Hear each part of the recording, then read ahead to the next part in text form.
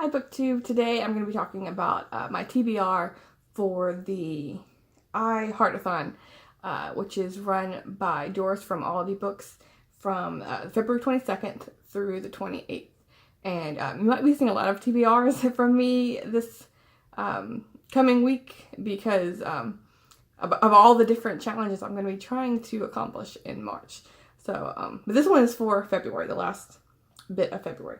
So, I will list the description of the challenges and Doris's channel in the description below. And for these challenges, I really like how she has given us options. It's not just, read 7 books in 7 days. And so for each prompt, it's like 2 or 3 different options. And they're not always reading a book. And so she's making it nice and easy on us because reading should be fun.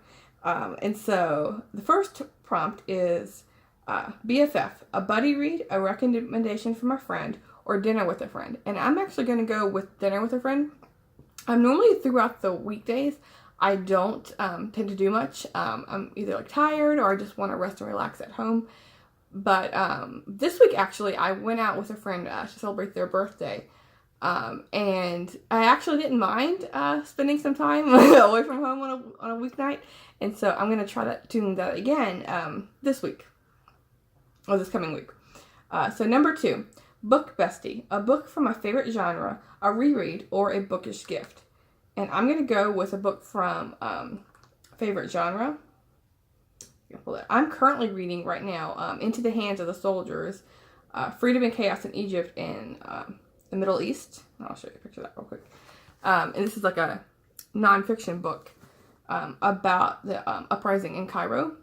So, to pair with that, the book I'm choosing for the read-along is book 1 in the Alexandria Quartet, and this is the first one, Justine, by Lawrence Durrell. And this is a historical fiction classic book, and I really like historical fiction. That's one of my favorite genres, so that's what I'm using for this challenge. It says, the time is the eve of the Second World War. The place is Alexandria, an Egyptian city that once housed the world's greatest library and whose inhabitants are still dedicated to knowledge.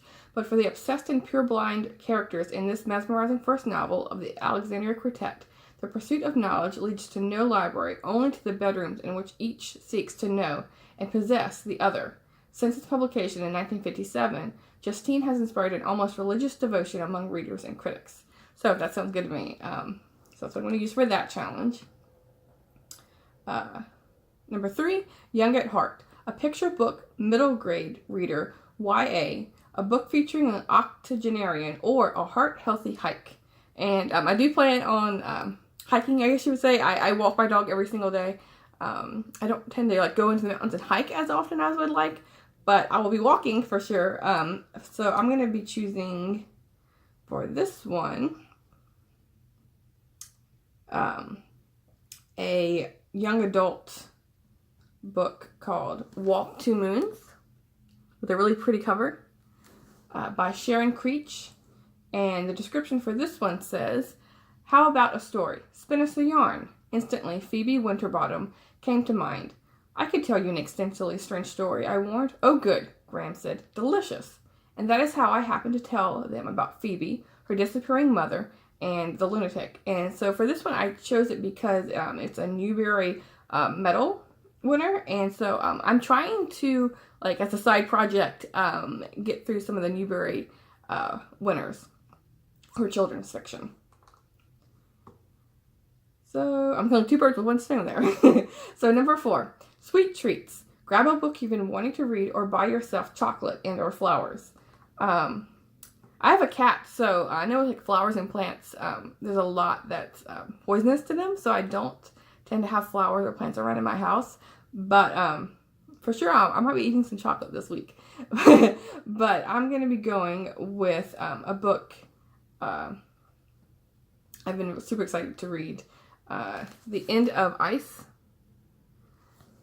Bearing Witness and Finding Meaning in the Path of Climate Disruption by Dar Jamal. And I saw this on Steve Donahue's Open Letters review as one of the books he reviewed, and he said it was really good. Not the most happiest book, but enlightening for sure. And so I am super excited to be getting to this one.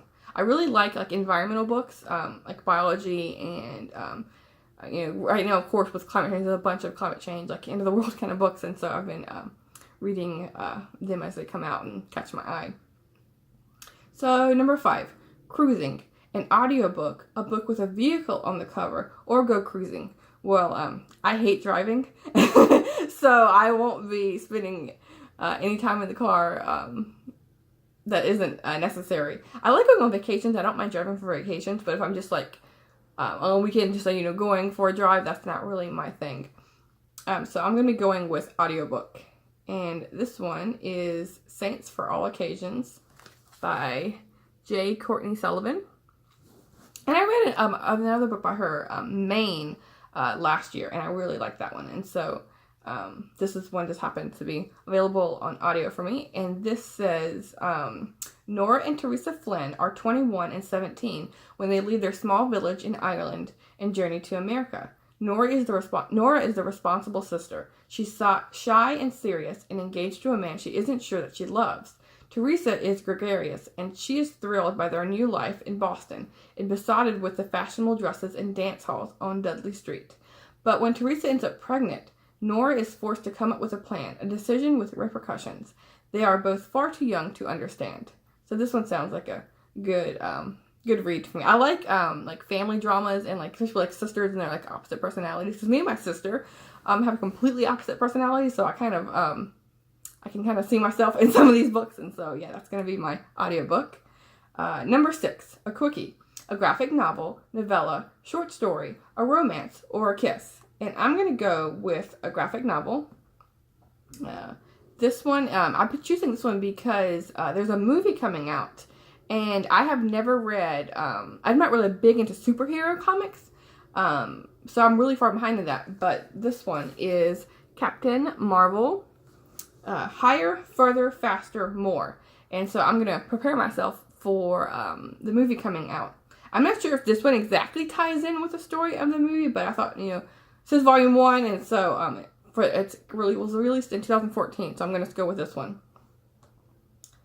Okay, what's the next one?